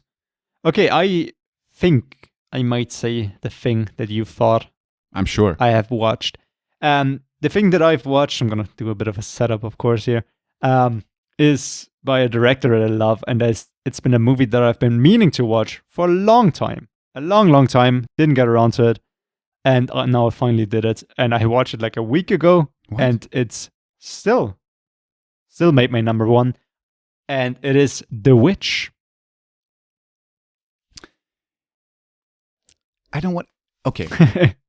This is not one of those 2 films either. Okay, what are the 2 films? Tell me. The Others Yeah. and 28 Days Later. 2 movies that I enjoyed. I think The Others, I did think about it. I think I enjoyed more certain scenes because the ending wasn't great.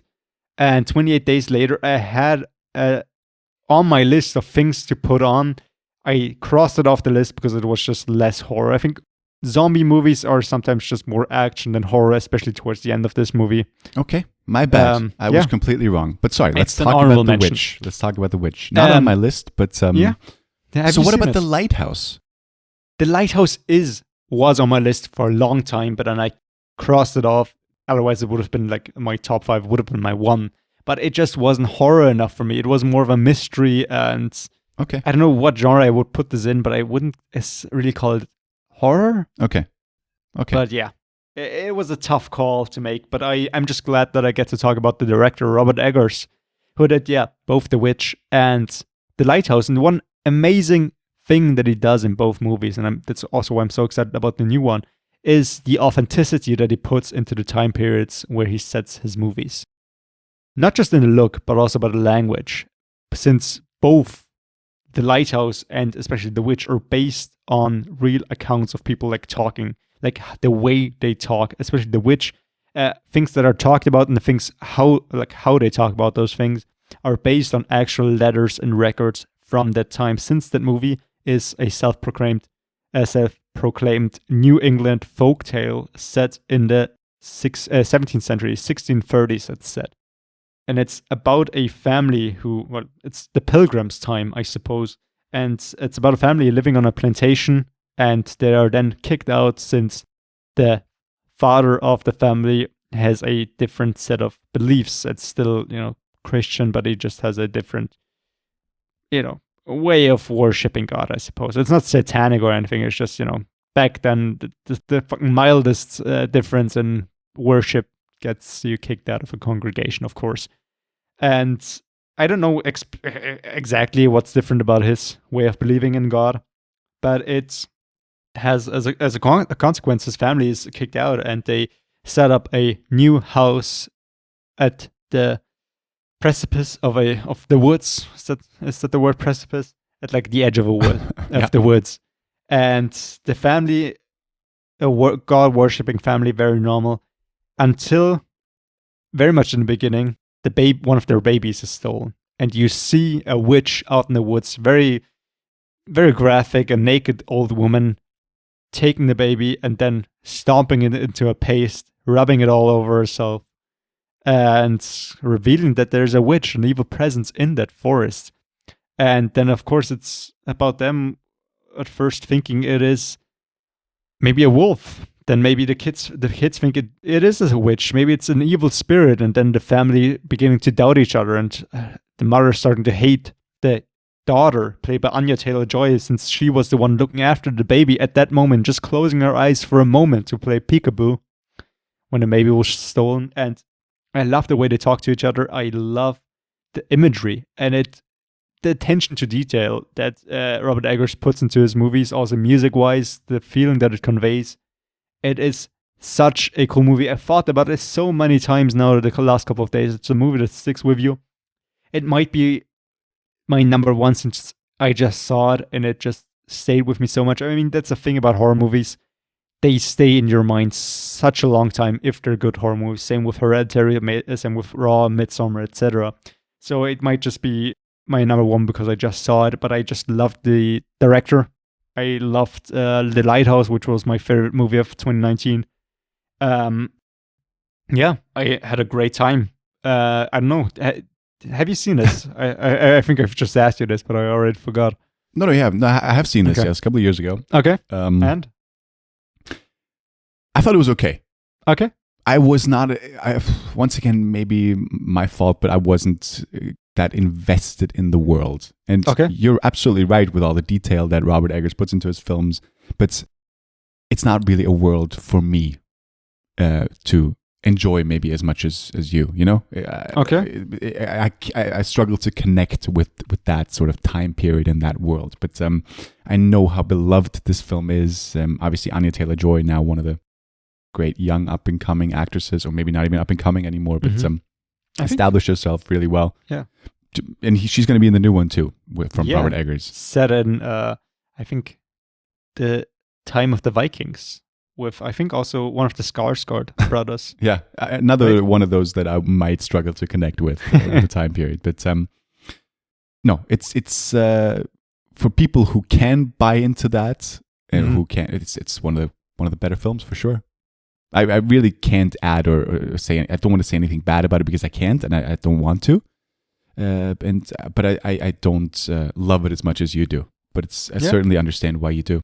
I think it just feels so authentic. Just first of all, the way your people dress and behave and talk, and not just how they say things, but the way they convey them and the weight of their beliefs. Like, are like evil presences real? Presences real? Is the devil real? And if you're such a religious family trying to combat those things with prayer, and maybe that is the best way to combat them, if witches are real. And there's so many scenes of you thinking there's a evil presence, and then things showing up, and just two of the kids talking to one of the goats. Yeah. And you just think maybe they're just playing around, or maybe they aren't. Maybe the goat is talking to them. Yes. And there's some very gruesome scenes towards the end that I thought were so good, with Kate Dickie playing the mom.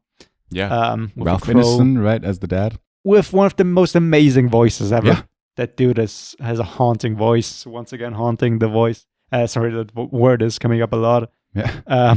But yeah, I think Robert Eggers is one of the coolest directors coming up right now. Two movies that I loved. I'm so excited for the next one. I think he could be one of the greats of doing like less mainstream but very cool movies. Yeah. According to IMDb, the next one's not even going to be a horror film, though. Yeah. Yeah. I thought it was, but apparently not. Action, adventure, drama, history, thriller. Yeah, it was cool for him to branch out. But I think and I hope it's still going to be in the same vein of like people talking more old school. Though it's going to be hard if it's not going to be in English. Yeah. But yeah, that's my number one. The best horror thing that I've seen from the 21st century. I enjoyed this so much. Might just be, like I said, because I just watched it. But anyway, the director is a great filmmaker, and I think he's worth checking out. Yeah. So yeah. Well, speaking of films that are not classified as horror films on IMDb, let's talk about my number one horror film of the 21st century. Okay.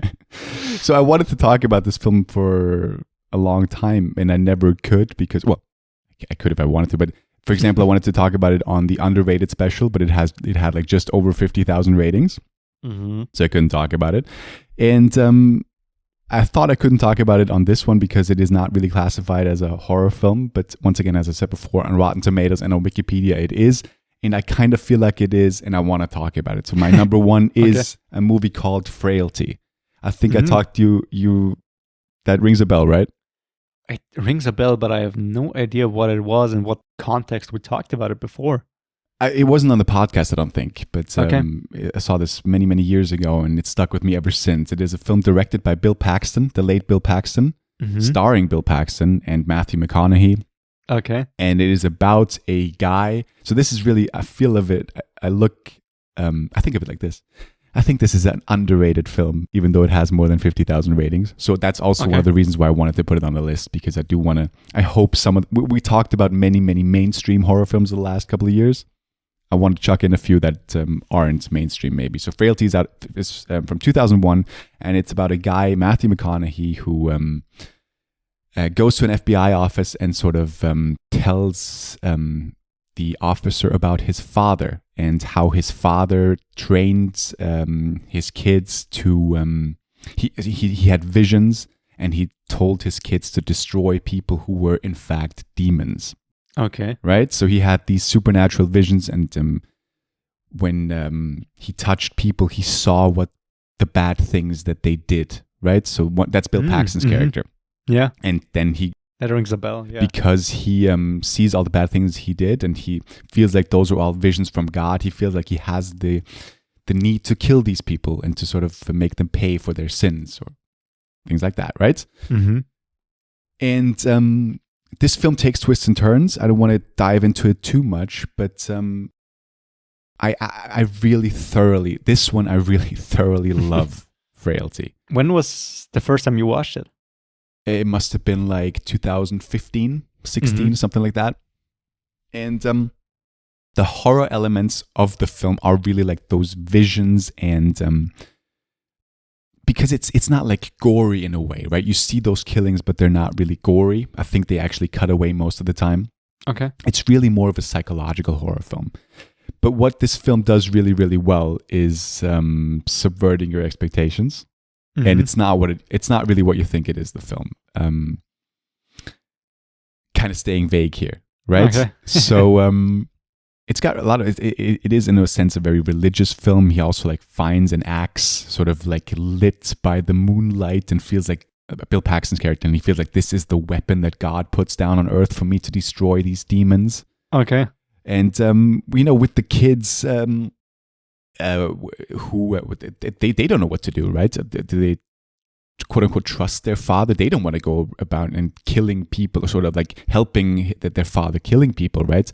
And if they don't agree, then he punishes them as well, not by he locks them away for like he's not violent to them, but sort of he is really obsessed by the visions that he sees, and he's really consumed by them.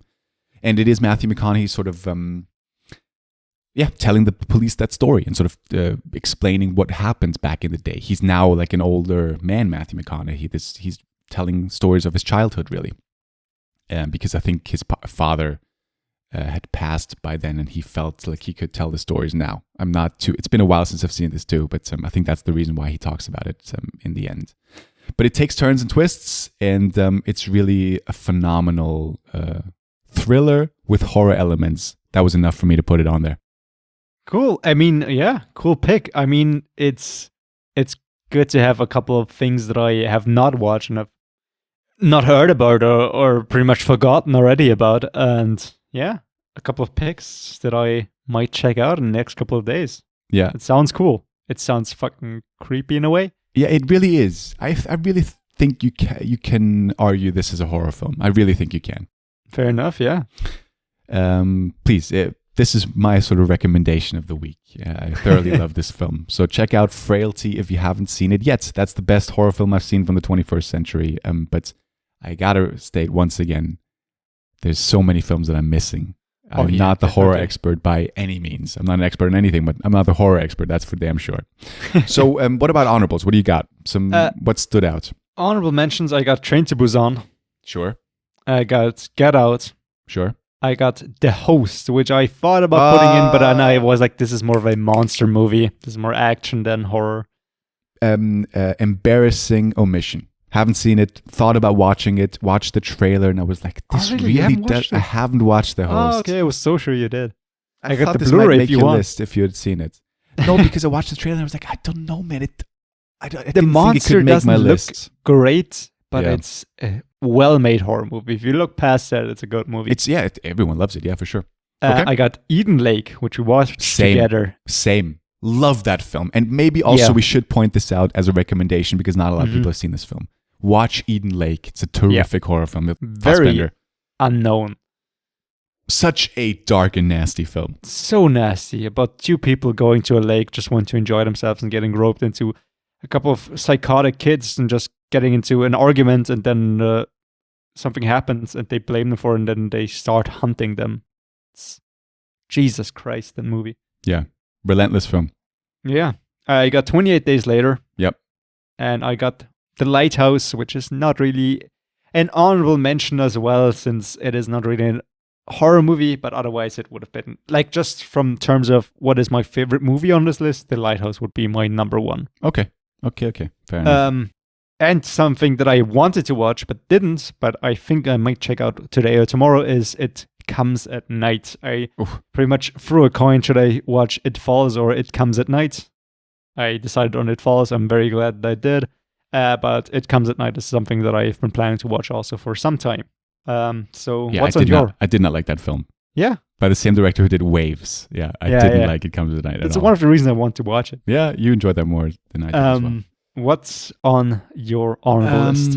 So what fought for my 10 was Suspiria, which ended up making it, then The Invisible Man, and Ready or Not. I really thoroughly enjoyed Ready or Not. Yeah, I saw Ready or Not on like lists of best modern horror movies and stuff like that. It is even on, I don't know, Netflix or Prime or Disney Plus. I forgot. Yeah. I didn't think this was horror. When I heard about it, this was also more action than... No, that's definitely horror. Yeah. Okay. Yeah, it's maybe I gotta gory check it out. horror. Yeah. It looks very mediocre. I had a great time watching this. Yeah, Okay, and I maybe I fell gotta in check love that. with Samara Weaving, who Yeah. you know well as well.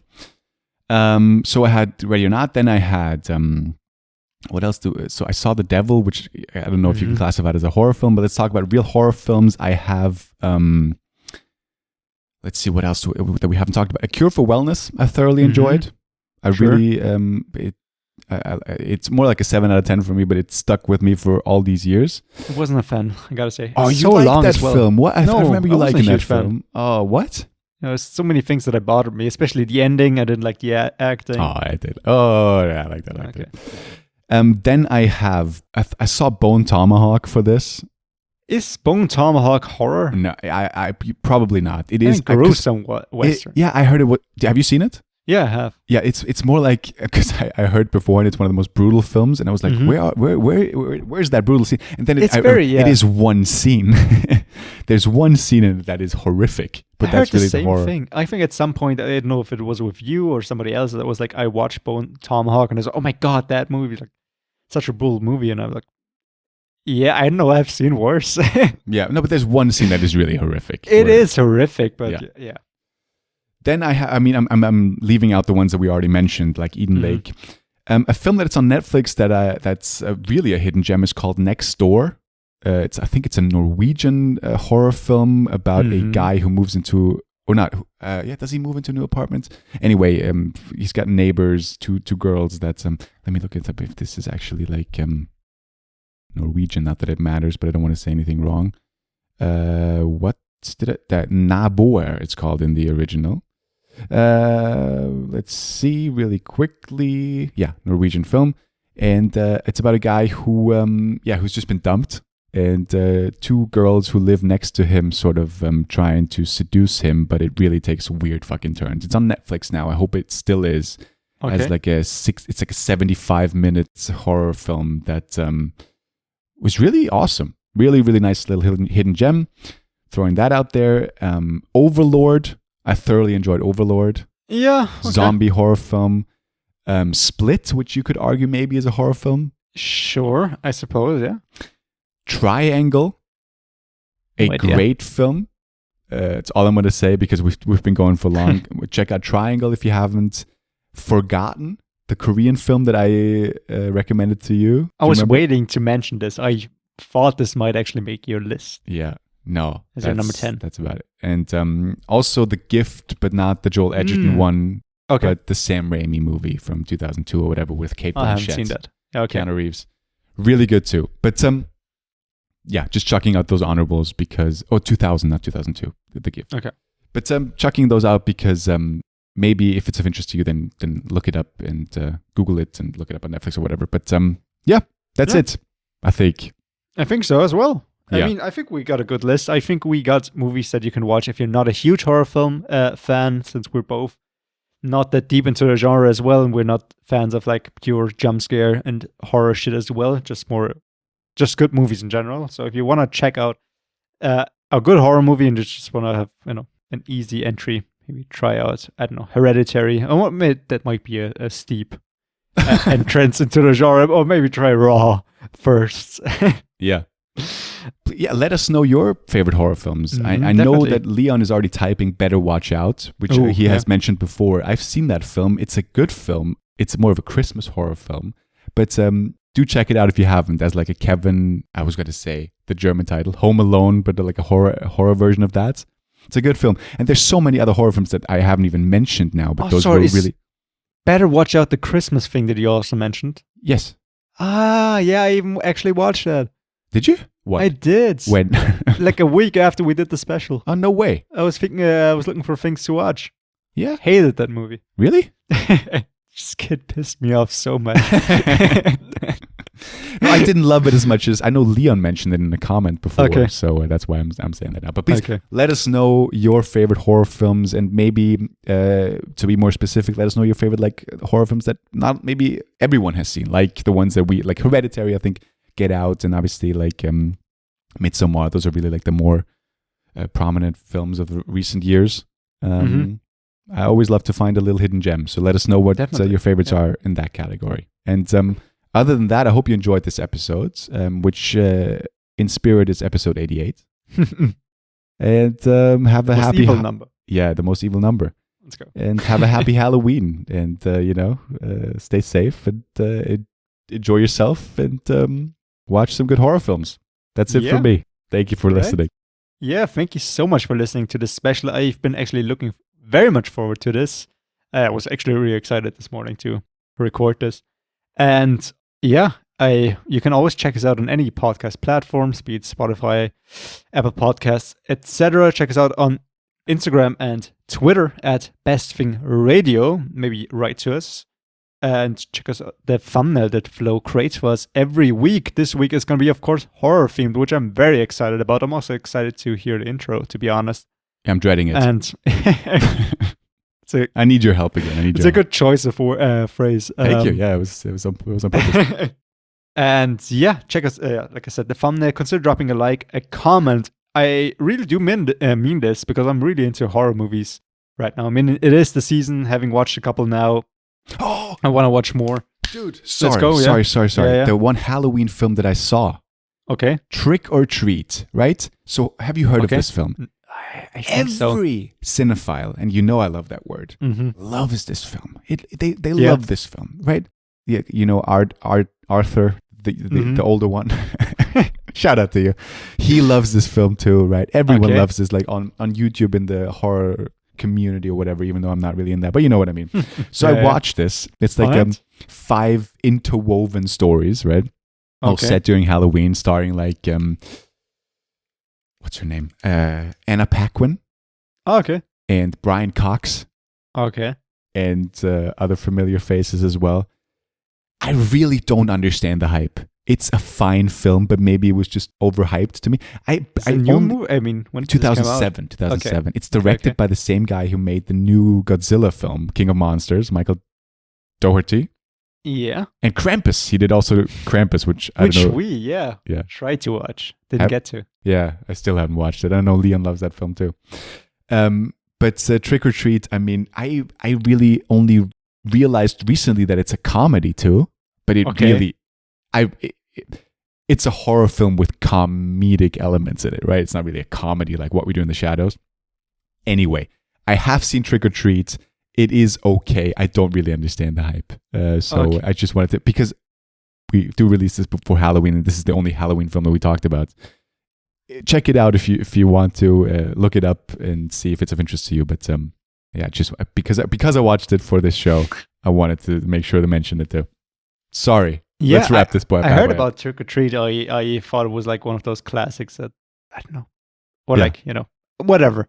One thing that I watched and didn't like was Doctor Sleep. Really didn't like it. Bad fucking sequel, in my opinion. I liked it. But yeah, Rebecca Ferguson. One person in that film says Rebecca Ferguson's character is one of the most beautiful women on earth, and I've never felt more represented on screen before. Oh, please. Okay. Anyway, we're going close at fucking 2 hours. It's my bad. It's my bad. What I want to say is write in the comments maybe a tip that you have in terms of horror movies, because I would love to hear about some more that I might have missed that are not just the classics, such as Conjuring. But you said something very similar, as in, might be you are interested in what is maybe off the beaten path in terms of horror movies. And with that being said, it's been a blast. Have fun and happy Halloween. Bye-bye. Bye-bye.